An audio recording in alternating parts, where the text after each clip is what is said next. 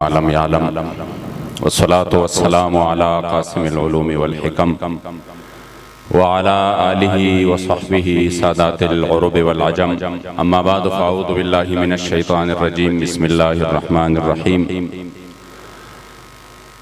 क़ाल अल्लाहु तबारक व तआला फ़ी कलामिल मजीद व फ़ुरक़ानिहिल हमीद वला तहिनु वला तहज़नु व अंतुमुल आलौना इन कुंतुम मुअमिनीन। सदक़ल्लाहु मौलानाल अज़ीम व सदक़ रसूलुहुन नबियुल करीमुल अमीन। मखदयार शम्स व कमर सरयौ नदी, मखदयार शम्स व कमर सरयौ नदी, स्ता ज़ुल्फ़ान मुश्क व अंबर सरयौ नदी। चरता नरगस शहला गजाल चरता हीफ दीदगस्ता बसर सरयौ नदी। और चरतस्ता आबरू मेहराब व कमान चरता स्ता कद सर्वे सनोबर सरयौ नदी। और चल जख्मए मजरूह सेहत नगवाड़ी स्ता मुजगान तीरो नश्तर सरयौ नदी। छेदवाड़ा कौन नरसी बहाता स्ता स्पिन गाह दुर्र गौहर सरयौ नदी। और द मसीह दलास मलहम व पटे द्वाड़ा दिलरुबा स्ता पर हर सरयौ नदी। और मखद हर बुलबुल व हर गुलस्ताल मखा द मोहम्मद अमीन दफ्तर सरयौ नदी। इंतहाई काबिल सद एहतराम क़िबला कायद मुहतरम कायद अज़ीमत जिगरगोश अमीरुल मुजाहिदीन जनाब क़िबला हाफिज मोहम्मद साद हुसैन रज़वी हफ़िज़हुल्लाह व दामत बरकातुहुम अलैना। और क़िबला सरपरस्त आला तहरीक लब्बैक पाकिस्तान जनाब पीरी तरीक़त रहबर शरीयत जनाब काजी महमूद साहिब आवान शरीफ, और यहाँ पर इस अजीम आस्थाने में दूर नज़दीक से तशरीफ़ लाने वाले तमाम हुजूर के ग़ुलामों को अस्सलामु अलैकुम व रहमतुल्लाहि ताला व बरकातुहू। इंतहाई मुख्तसर वक्त में, टाइम बहुत मुख्तसर है और इंशाअल्लाह ताला हम सब अमीर मोहतरम तशरीफ़ फरमा है, उनकी तकरीर के लिए हम सब बेताब हैं।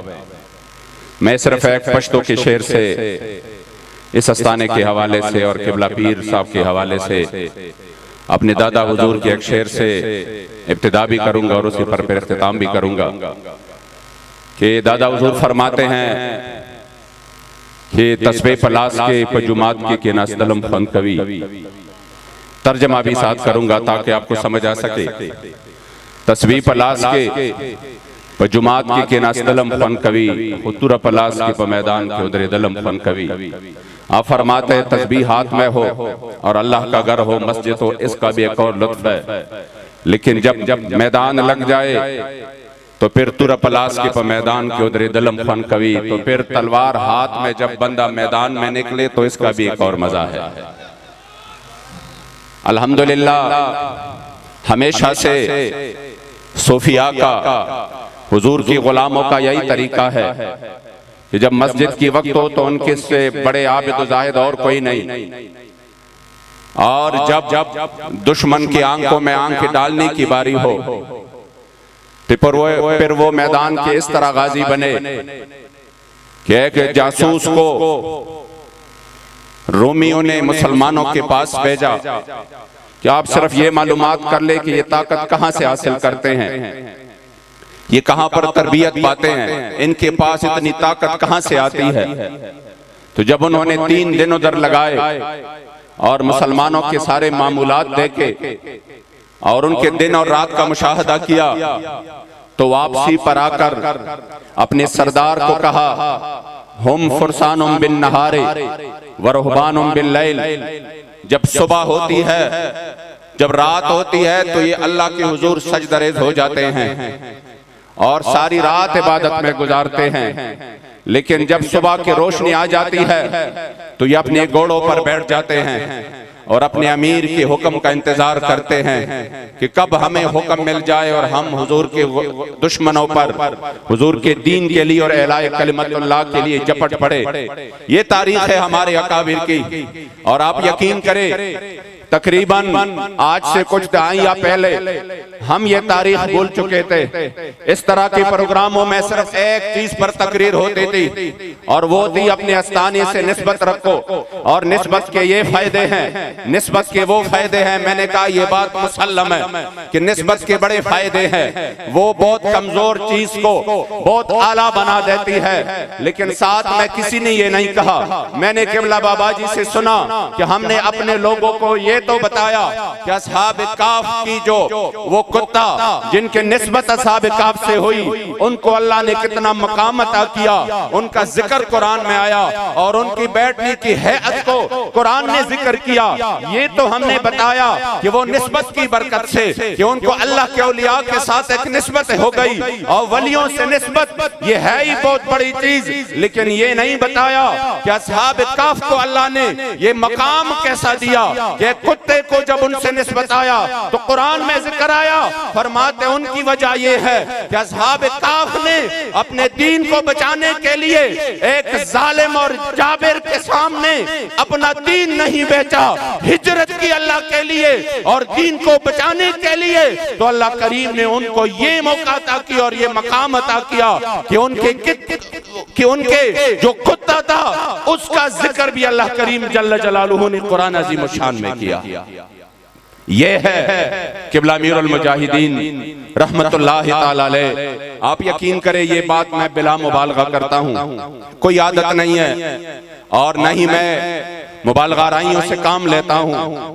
लेकिन पिछले 20-30 साल में जो गर्दो गुबार पड़ा था और हमारे जो कुलूब और अज़हान को अपनी जो मिशन था हमारा उसी से हटाकर किसी दूसरी तरफ ले जाने की कोशिश की गई। हुजूर किबला अमीरुल मुजाहिदीन फनाफी खातमिन नबीयीन किबला बाबा जी खादिम हुसैन रज़वी रहमतुल्लाहि ताला अलैह व नव्वरल्लाहु मरक़दहु शरीफ, आप वो हस्ती थे कि जिन्होंने इस उम्मत को अपने मकसद के पीछे फिर से लगाया और आज अल्हम्दुलिल्लाह गली गली में और कूचे कूचे में निज़ाम मुस्तफ़ा के लिए नारे बुलंद हो रहे हैं।